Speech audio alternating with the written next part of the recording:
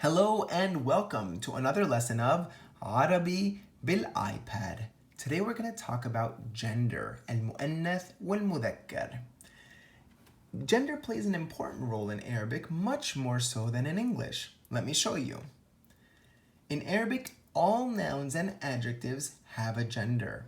They could be feminine or مؤنث or masculine, مذكر.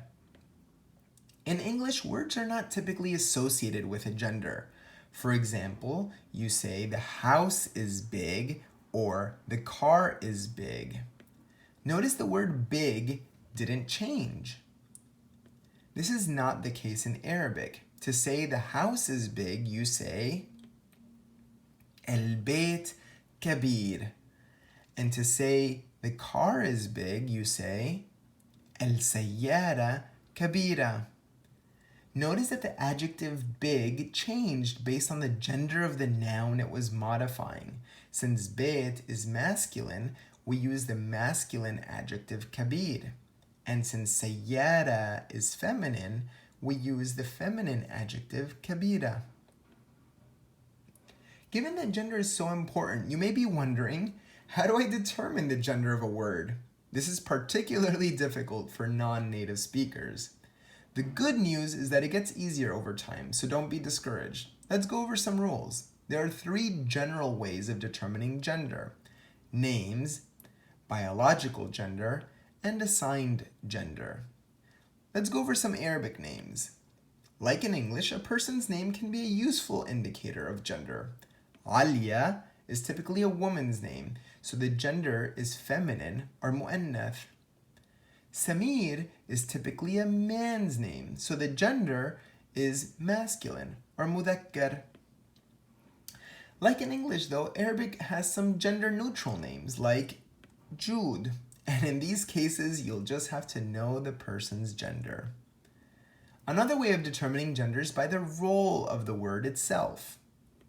For example, the Arabic word for mother in Arabic is walida, is feminine, because mothers are biologically female. Similarly, the word for father in Arabic, walid, are masculine because fathers are biologically male. Lastly, and the most common way of determining gender is by the word's assigned gender. In Arabic, the words are assigned a gender without much rhyme or reason, which is why this can be challenging for some non-native speakers. For example, can you guess the gender of the word sayyara, or car? If you guessed mu'annath, you're correct. But why is a car female? There's no real rhyme or reason. What about the word qalam, or pen?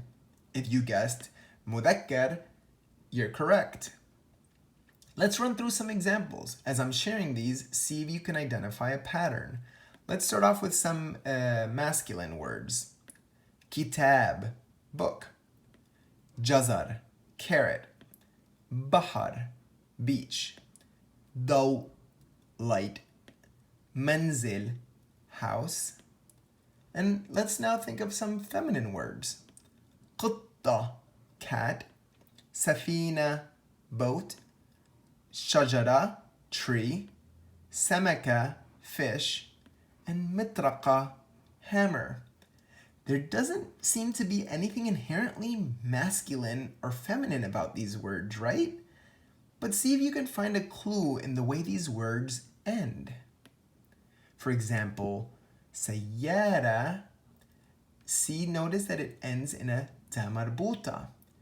Now, the masculine word qalam doesn't.